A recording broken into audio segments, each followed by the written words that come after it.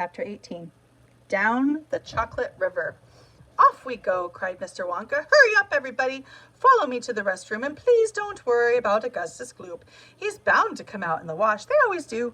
We shall have to make the next part of the journey by boat. Look, here she comes. Look! A steamy mist was rising up now from the great warm chocolate river, and out of the mist there appeared suddenly a most fantastic pink boat. It was a large, open rowboat with a tall front and tall back, like a Viking boat of old, and it was such a shining, sparkling, glistening pink color that the whole thing looked as though it were made of bright pink glass. There were many oars on either side of it, and as the boat came closer, the watchers on the riverbank could see that the oars were being pulled by masses of Oompa Loompas, at least 10 of them to each oar. "This is my private yacht," cried Mr. Wonka, beaming with pleasure. "I made her by hollowing out an enormous boiled sweet. Isn't she beautiful? See how she comes cutting through the river?" The gleaming pink boiled sweet boat glided up to the river. 100 Oompa Loompas rested on their oars and stared up at the visitors. Then suddenly, for some reasons known only to themselves, they all burst into shrieks of laughter. "What's so funny?" asked Violet Beauregarde. "Oh, don't worry about them," cried Mr. Wonka. "They're always laughing. They think everything is a colossal joke. Jump into the boat, all of you. Come on. Hurry up." As soon as everyone was safely in, the Oompa Loompas pushed the boat away from the bank and began to row swiftly down the river. "Hey there, Mike TV!" shouted Mr. Wonka. "Please do not lick the boat with your tongue. It'll only make it sticky." "Daddy," said Veruca Salt, "I want a boat like this. I want you to make me a big, pink, boiled sweet boat, exactly like Mr. Wonka's, and I want lots of Oompa Loompas to row me about, and I want a chocolate river, and I want. "She wants a good kick in the pants," whispered Grandpa Joe to Charlie. The old man was sitting in the back of the boat, and little Charlie Bucket was right beside him. Charlie was holding tightly onto his grandfather's bony old hand. He was in a whirl of excitement. Everything that he had seen so far, the great chocolate river, the waterfall, the huge sucking pipes, the candy meadow, the Oompa Loompas, the beautiful pink boat, and most of all, Mr. Willy Wonka himself, had been so astonishing that he began to wonder whether there could possibly be any more astonishments left.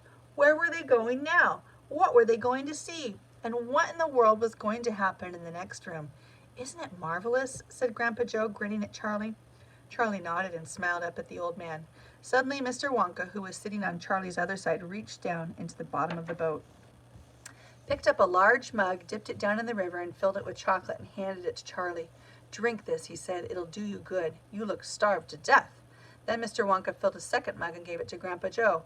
"You too," he said. "You look like a skeleton. What's the matter? Hasn't there been anything to eat in your house lately?" "Not much," said Grandpa Joe. Charlie put the mug to his lips, and as the rich, warm, creamy chocolate ran down his throat into his empty tummy, his whole body from head to toe began to tingle with pleasure, and a feeling of intense happiness spread over him. "You like it?" asked Mr. Wonka. "Oh, it's wonderful," Charlie said. "The creamiest, loveliest chocolate I've ever tasted," said Grandpa Joe, smacking his lips. "That's because it's been mixed by waterfall," Mr. Wonka told them. The boat sped on down the river. The river was getting narrower. There was some kind of dark tunnel ahead, a great round tunnel that looked like an enormous pipe, and the river was running right into the tunnel, and so was the boat.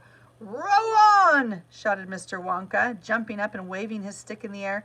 "Full speed ahead!" And with the Oompa Loompas rowing faster than ever, the boat shot into the pitch-dark tunnel, and all the passengers screamed with excitement. "How can they see where they're going?" shrieked Violet Beauregarde in the darkness. "There's no way of knowing," cried Mr. Wonka. "Where they're going," hooting with laughter. "There's no earthly way of knowing which direction they are going. There's no knowing where they're rowing or which way the river's flowing. Not a speck of light is showing, so the danger must be growing. For the rowers keep on rowing, and they're certainly not slowing. Any signs that they are slowing."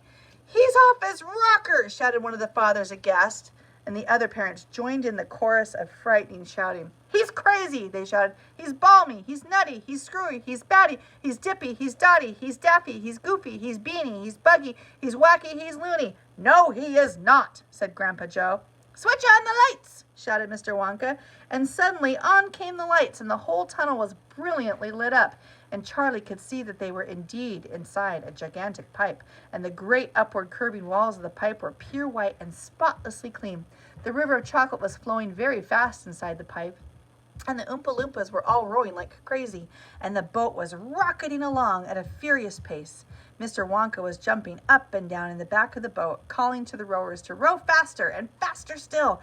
He seemed to love the sensation of whizzing through the white tunnel in a pink boat on a chocolate river, and he clapped his hands and laughed and kept glancing at his passengers to see if they were enjoying it as much as he. "Look, Grandpa!" cried Charlie. "There's a door in the wall." It was a green door, and it was set into the wall of the tunnel just above the level of the river. As they flashed past it, there was just enough time to read the writing on the door. "Storeroom number 54, it said. "All the creams, dairy cream, whipped cream, violet cream, coffee cream, pineapple cream, vanilla cream, and hair cream." "Hair cream!" cried Mike TV. "You don't use hair cream." "Row on!" shouted Mr. Wonka. "There's no time to answer silly questions." They streaked past a black door.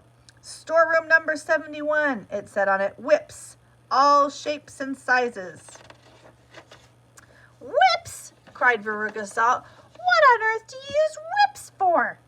"For whipping cream, of course," said Mr. Wonka. "How can you whip cream without whips? Whipped cream isn't whipped cream at all unless it's been whipped with whips, just as poached eggs isn't a poached egg unless it's been stolen from the woods in the dead of the night. Row on, please." They passed a yellow door on which it said, "Storeroom number 77, all the beans, cacao beans, coffee beans, jelly beans, and has-beens." "Has-beens!" cried Violet Beauregard. "You're one yourself," said Mr. Wonka. "There's no time for arguing. Press on, press on." But 5 seconds later, when a bright red door came into sight ahead, he suddenly waved his gold-topped cane in the air and shouted, "Stop the boat!"